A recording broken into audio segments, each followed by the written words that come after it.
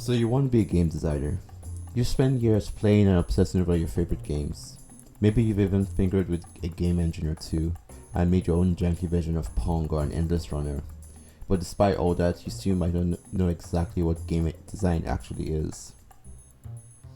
Well, in this video, we're diving into what game design is, what game designers do, and how you can get started on the path without spending a fortune on a fancy game design degree.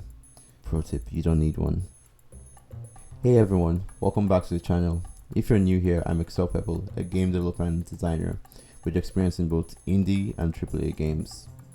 Today we're diving into Game Design 101, a guide for anyone who wants to truly understand what it means to be a game designer. First up, let's clear a big confusion that trips a lot of people up and one I struggled with myself when I first started. The difference between game designers and game developers. In the art of game design, Jesse Shell says that game design is simply deciding what a game should be. Easy, right? Not exactly. Game design isn't just one big decision. It's hundreds, maybe thousands of tiny decisions that all come together to create an experience. Designers are the ones responsible for those decisions, mapping them out in documents called GDDs, also known as game design documents, that act like the blueprints for the game. Meanwhile, game developers are everyone else involved in bringing that blueprint to life. This could be for animators, programmers, artists, musicians, the whole gang. If you think of a game designer as an architect, then game developers are the engineers that make it happen. A designer doesn't have to be able to build every feature themselves, but they do need to know how to communicate what they want and why. Game designers can be hyper-specific, like a technical combat designer focused solely on making the combat feel engaging and powerful, or super broad, like a studio lead overseeing an entire game's production. Either way, your job as a designer is to guide the team towards making your game or system's vision come to life. So how do you become a game designer? The answer is simple. Design games. That's it. Open a text editor, start typing out ideas, your game's story, a quirky mechanic, a unique character, whatever comes to mind. No fancy software needed. And if you still feel like an imposter, here's a quick 3-step confidence boost. Breathe in, breathe out, and repeat after me. I am a game designer. I am a game designer. I am a game designer. Sure, it might feel silly, but just roll with it. Sometimes the only way to make it is to fake it till you believe it. Game design is about making confident decisions. And yeah, you're going to fail sometimes. Well, let's be real, you're going to fail a lot of times. But those failures are actually stepping stones. As Jesse Shell says, learn to love your failures, because they are the only way to improve. You'll try things, they'll flop, you'll learn from it, and you'll become a better designer every time. To be a solid game designer, you don't need a master's degree in everything, but it does help to know a little bit about a lot. Animation, writing, sound design, engineering, even history and business. If it relates to the type of game you're making, it's helpful to understand the basics so you can communicate well with your team. And yes, a love of game is kind of a must. You don't have to be a hardcore gamer, but it helps to explore all types of games.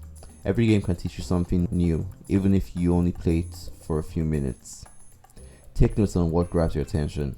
Is it the mechanics? The sound? The art? Every experience builds your understanding of what works and what doesn't. One of the most underrated skills in game design is listening. When you're making a game, there are a ton of moving parts and they can get really loud, really fast. Here are the 5 voices every designer should listen to. 1. Your team. These are your teammates, your war buddies slugging through the trenches of the sometimes grim world of game dev with you. Listen to their ideas, give them a safe space to speak up, check in with them regularly, and they'll bring perspectives that can make your games even better. Your audience. Not every player will love what you're making, and that's okay. The important part is knowing who your game is for, and making sure those players feel welcome and engaged. Your clients. If someone's paying you to make the game, whether they are publishers, Kickstarter backers, or investors, they are invested in the project, both financially and emotionally. Keep communication open and listen to their needs. Your game. Games evolve as you build them, and they often speak in their own way. Watch how your mechanics interact with each other. Does the game feel clunky, or do the systems flow together seamlessly? Your game's voice will tell you if you're on the right path. And most importantly, listen to yourself. Don't forget to listen to your guts. As a designer, you know your game's ins and outs better than anyone. Stay true to the core of what you're creating and don't bend to every external voice if it's compromising your vision. Alright, that's a lot to take in. So let's boil it down to the essentials. Love your work. Games are incredible. Be proud of what you create and enjoy the process, even the failures. Design games. Don't wait for permission or perfect conditions. Start now, whether it's a racing game you think that can be better than Mario Kart or a Souls-like with your own twist. Just design, experiment, and make stuff. And remember, breathe in, breathe out, and say the magic words, I am a game designer, I am a game designer, I am a game designer. If you like this video, make sure to subscribe for more content like this. And if you're ready for a deeper dive, check out my Patreon. I offer exclusive tutorials, game design breakdowns, and personalized tips to help you on your journey. Thanks for watching, and let's get back to designing awesome games together.